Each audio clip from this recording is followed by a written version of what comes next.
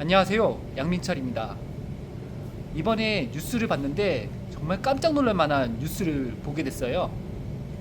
한 남자가 자동차를 끌고 운동장에서 자동차 연습을 했는데 드리프트를 했다는 거예요. 그것도 갓 만든 15억 원짜리 운동장에서 말이죠. 근데 그 운동장이요, 인조한디 구장이거든요. 굉장히 큰 문제가 있는 거예요. 눈이 아무리 쌓여서 두터운 층이 형성됐다 하더라도 그 안에서 드리프트를 한다? 미친 짓이죠. 그거를 오늘 설명드릴게요. 왜 드리프트를 하면 안 되는지 말이죠. 지금 앞에 놓인 이 모형은 인조한디 시스템이라고 해요.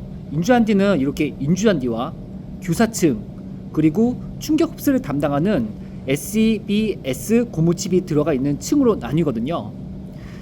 이걸 간략하게 설명을 드리면 이 규사층은 인조한디를 꼿꼿하게 세우는 역할도 하면서 아래층을 보호해주는 그런 보호층과 같은 역할도 해줘요.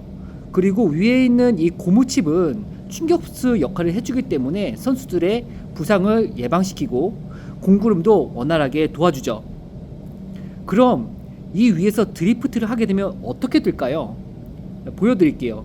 눈이 아무리 쌓여 있어도요, 고중량의 무게를 지닌 자동차가 그 브레이크를 밟으면서 가속을 하고 좌우로 흔들면요, 이 고무층이 없어지면서 결국엔 이 규사층까지 파고 들어가게 되거든요.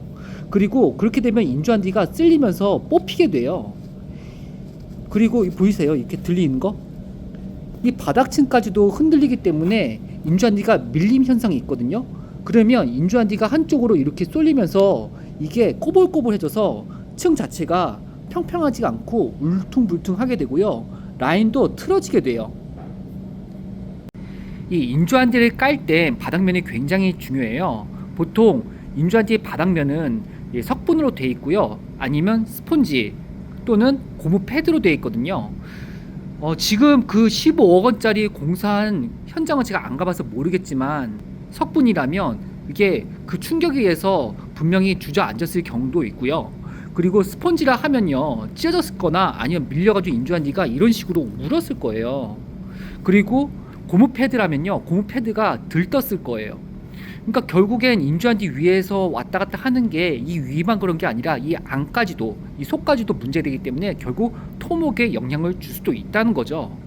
조인도 문제가 돼요. 조인 부위는 이 조인 테이프로 인조한디와 인조한디를 연결하게 되는데 그 사이를 드리프트했다?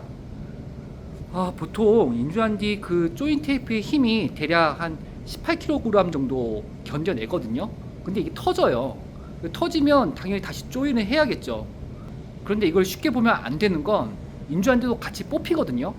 그러면 라텍스 같은 경우는 그 인조한디가 뽑혔던 그 자리를 기준으로 계속 탈모 현상이 생긴단 말이에요. 아무리 인조한디를 잘 만들었어도 한번 뽑힌 그 자리는 계속 뽑히는 그런 현상이 있기 때문에 인조한디 업체는 계속 수리가 들어가야 되고 학교 입장에서도 계속 하자가 발생하는 그런 문제가 생기는 거예요. 더 우려스러운 건 흰 라인이 틀어졌을 가능성이 굉장히 높다는 거예요.